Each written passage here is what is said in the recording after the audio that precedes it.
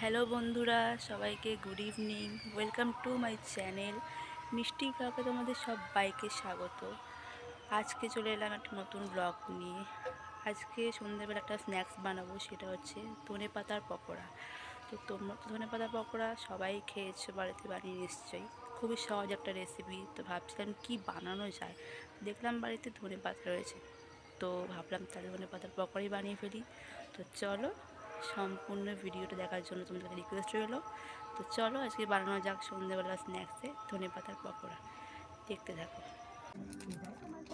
তো দেখো বন্ধুরা, ধনেপাতার পকোড়া বানানোর জন্য ধনেপাতাগুলো ভালো করে ধুয়ে নিয়েছি। এখানে পেঁয়াজ কুচিয়ে নিয়েছি পরিমাণ মতন, রসুন কুচিয়ে নিয়েছি, লঙ্কা কুচিয়ে নিয়েছি, আর আদা কুচিয়ে নিয়েছি। তো আমি একটা বাটি নিয়েছি। এবার এর মধ্যে ধনেপাতাগুলো দিয়ে দেবো, সব একে একে সব জিনিসগুলো দিয়ে দেবো। এরপরে দেবো পেঁয়াজ কুচি, তারপরে দেবো রসুন কুচি, তারপরে লঙ্কা কুচি, তারপরে দেবো আদা কুচি। এবার এর মধ্যে আমি দিয়ে দেবো সামান্য জিরে গুঁড়ো,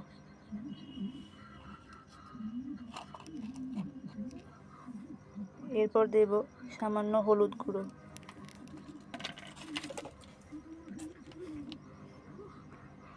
এরপর দেবো লাল লঙ্কার গুঁড়ো সামান্য,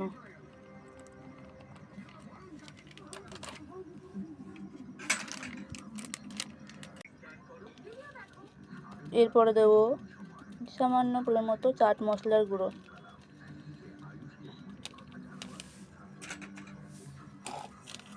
এরপর দেবো সামান্য গরম মশলার গুঁড়ো।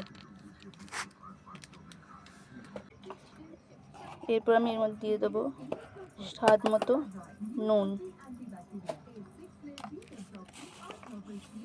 এরপর দেব কর্নফ্লাওয়ার,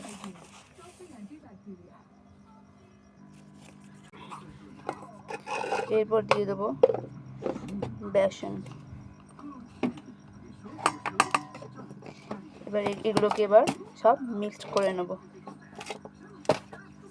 এর মধ্যে দিয়ে দেবো সামান্য 2-4টে চিনি। তো দেখো বন্ধুরা, মাখা হয়ে গেছে। মেখে যে এরকম শেপ বানিয়ে নিয়েছি। এবার এটা হচ্ছে গরম তেলে ফ্রাই করা হবে। এবার কড়াইয়ে সাদা তেল দিয়েছি, তেল গরম হলে এবার একটা করে কড়াই দিয়ে দেবো।